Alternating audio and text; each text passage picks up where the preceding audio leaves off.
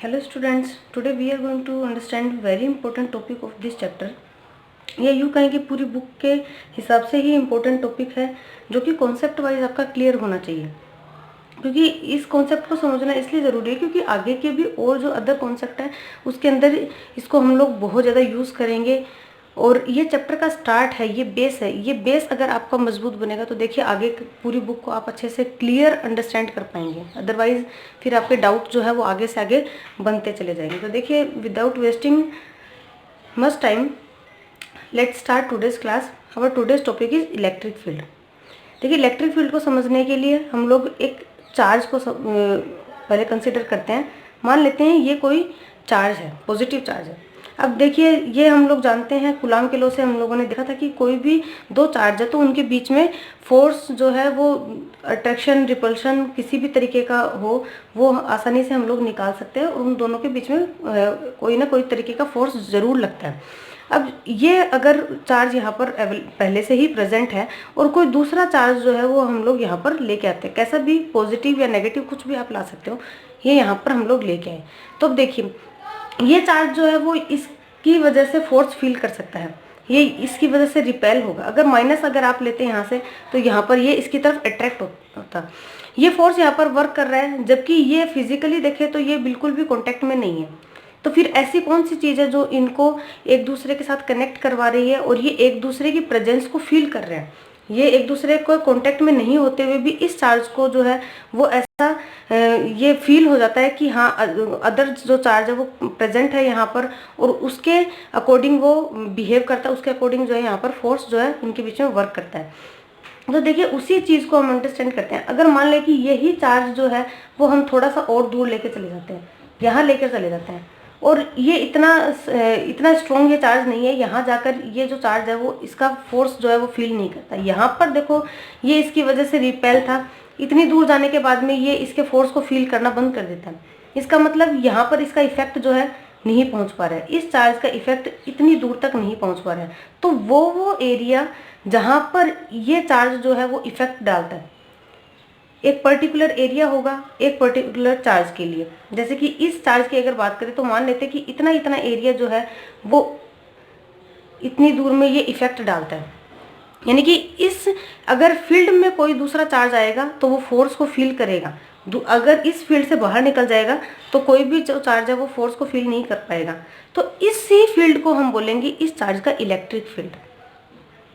वो फील्ड जिसके अंदर कोई दूसरा चार्ज अगर एंटर करता है तो वो फोर्स का फील करेगा, वो तो अट्रैक्शन या रिपल्शन वो तो उसके नेचर के अकॉर्डिंग होगा, लेकिन वो फोर्स को फील करेगा, तो वही होगा इलेक्ट्रिक फील्ड। अब देखिए इलेक्ट्रिक फील्ड जो है वो एक वेक्टर क्वांटिटी है। अब आप देखेंगे कि इसमें तो ये तो फील्ड है, इसके लिए आपको वेक्टर बताने की क्या जरूरत है, नहीं। इलेक्ट्रिक फील्ड की एक पर्टिकुलर डायरेक्शन होती है, जैसे पॉजिटिव के लिए अलग डायरेक्शन है, नेगेटिव के लिए अलग डायरेक्शन है। इनको डायरेक्शन को बताना जरूरी है यहाँ पर, क्योंकि उसके अकॉर्डिंग ही यहाँ पर फोर्स की डायरेक्शन होगी, अलग अलग चार्ज के अकॉर्डिंग वो उसके नेचर के अकॉर्डिंग होगा। तो देखिए इस तरीके से हम लोग इलेक्ट्रिक फील्ड की डेफिनेशन को लिख सकते हैं। इलेक्ट्रिक फील्ड की डेफिनेशन को देखिए क्या लिख सकते हैं, electric field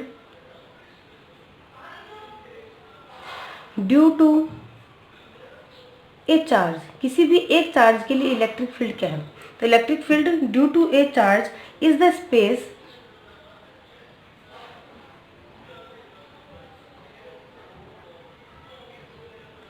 around the charge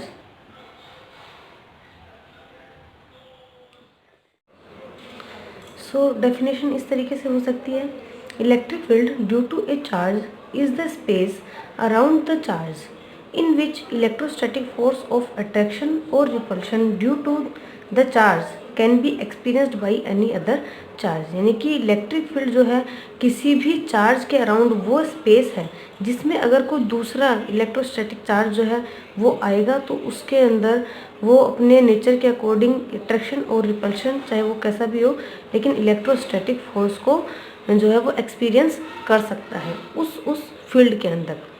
उस फील्ड के बाहर जो है वो इलेक्ट्रोस्टैटिक फोर्स को फील नहीं करेगा किसी उस चार्ज की वजह से।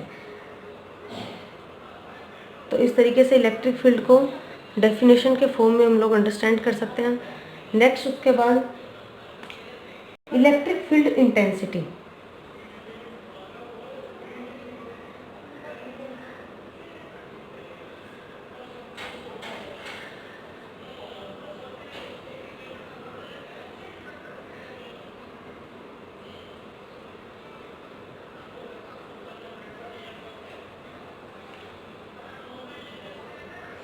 सो इलेक्ट्रिक फील्ड इंटेंसिटी, देखिए इलेक्ट्रिक फील्ड इंटेंसिटी भी इलेक्ट्रिक फील्ड ही है, लेकिन ये उसका मैथमेटिकल फॉर्म है।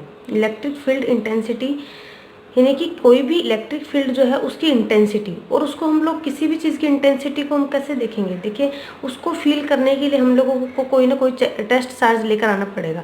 तो कोई भी एक यूनिट पॉजिटिव चार्ज जो है वो एक इलेक्ट्रिक फील्ड में जितना फोर्स को एक्सपीरियंस करता है वही होगा इलेक्ट्रिक फील्ड इंटेंसिटी। कोई भी एक यूनिट पॉजिटिव चार्ज जो है इसलिए लिया जा रहा है ताकि, क्योंकि अपन जानते हैं कि फोर्स के फॉर्मूले में दोनों चार्ज इंक्लूड होते हैं, तो जो टेस्ट चार्ज हम लेके आ रहे हैं उसकी पावर को हम लोग इंक्लूड नहीं करना चाहते हैं। टेस्ट चार्ज एक ऐसे चार्ज को माना जाता है जो कि पॉजिटिव होता है और जिसका खुद का कोई भी इलेक्ट्रिक फील्ड नहीं होता है, इसलिए सारा जो पावर है वो उसी इलेक्ट्रिक फील्ड का है जिसको हम लोग डिटरमाइन करना चाहते हैं। इसलिए यूनिट पॉजिटिव चार्ज लेंगे हम लोग टेस्ट चार्ज के फॉर्म में, और वो जितना फोर्स को एक्सपीरियंस करेगा वही होगा electric field intensity.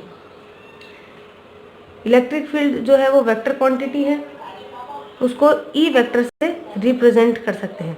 E vector equals to क्या हो सकता है, देखिए सबसे पहले हम लोग फॉर्मूला लिख लेते हैं कूलॉम के लॉ का। F equals to K Q0 upon R square into R cap.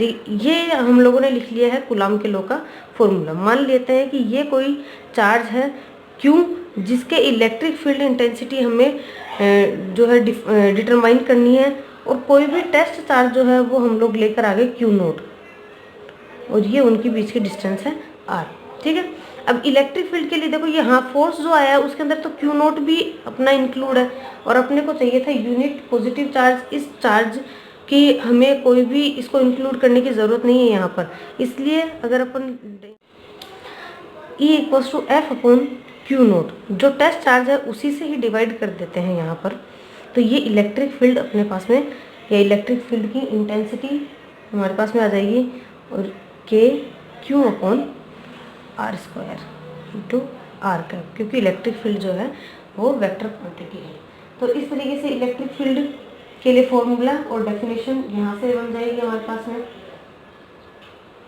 उसके बाद है यूनिट इलेक्ट्रिक फील्ड की। तो इलेक्ट्रिक फील्ड की यूनिट देखो यहाँ से बन जाएगी, ये फोर्स की न्यूटन और इसकी कूलॉम, तो न्यूटन पर कूलॉम इसकी यूनिट हो जाएगी। एक दूसरी इसकी यूनिट होती है वोल्ट पर मीटर, ये आगे हम लोग देखेंगे, इसके आगे के चैप्टर में हमारे पास में आएगी ये वोल्ट पर मीटर।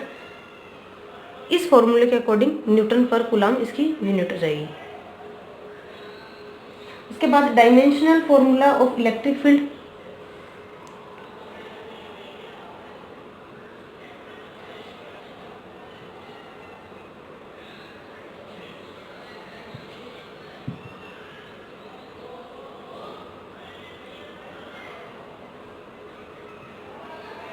डायमेंशनल फॉर्मूला भी देखो यहाँ इस फॉर्मूले से ही अपने पास में बन जाएगा। फोर्स का हो जाएगा m1L1 T-2, और अपॉन में चार्ज का अपने पास में A1 T1। करंट की डेफिनेशन से चार्ज का डायमेंशनल फॉर्मूला रखा है यहाँ पर, और ये हो जाएगा अपने पास में m1L1 T-3 A-1। ये इलेक्ट्रिक फील्ड का डायमेंशनल फॉर्मूला हमारे पास में आ जाएगा।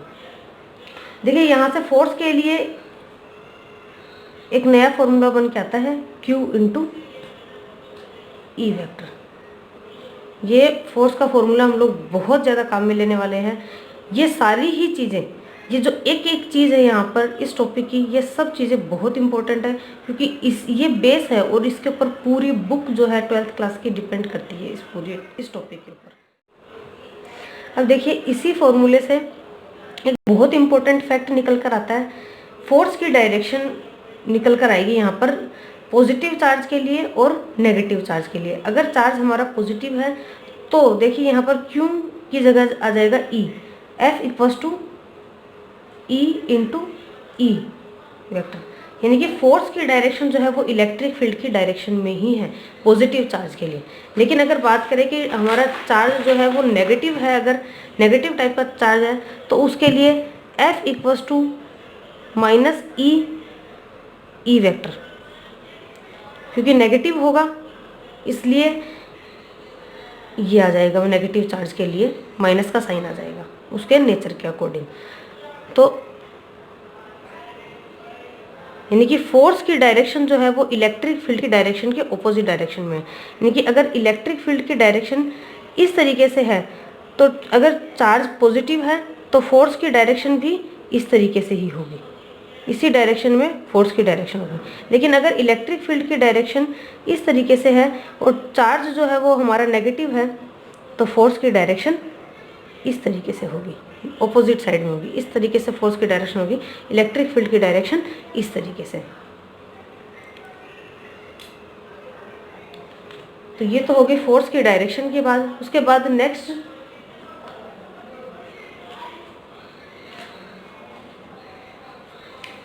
इलेक्ट्रिक फील्ड की डायरेक्शन, इलेक्ट्रिक वेक्टर की डायरेक्शन देखते हैं पॉजिटिव चार्ज के लिए और नेगेटिव चार्ज के लिए। तो देखिए अगर पॉजिटिव चार्ज है तो उसके लिए इलेक्ट्रिक फील्ड की डायरेक्शन जो होती है वो रेडियली आउटवर्ड चारों तरफ होगी, इक्वल होगी, इस तरीके से इलेक्ट्रिक फील्ड को समझ सकते हैं हम पॉजिटिव चार्ज के लिए। पॉजिटिव चार्ज के लिए उसके चारों ओर सब जगह सेम जो है वो इलेक्ट्रिक फील्ड होगा, लेकिन उसकी डायरेक्शन जो होगी वो आउटवर्ड होगी। वैसे ही अगर नेगेटिव चार्ज के लिए देखें तो नेगेटिव चार्ज के लिए रेडियली इनवर्ड होगी इलेक्ट्रिक फील्ड की डायरेक्शन। तो यहाँ ये हमारा इलेक्ट्रिक फील्ड का टॉपिक कंप्लीट होता है। नेक्स्ट टॉपिक में मिलते हैं, नेक्स्ट टॉपिक के लिए मिलते हैं नेक्स्ट क्लास में। Like the video, subscribe my channel for more videos and also press the bell icon for notification of next class. Thank you.